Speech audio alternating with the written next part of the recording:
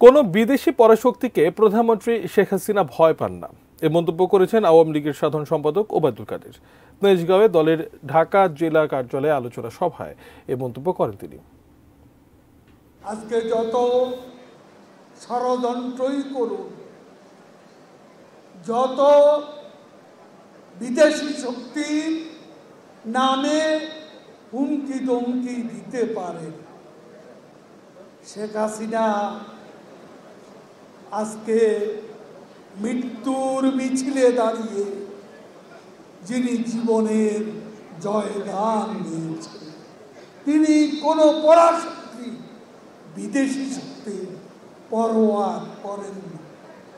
তিনি পরোয়া করেন বাংলাদেশের জনগণকে।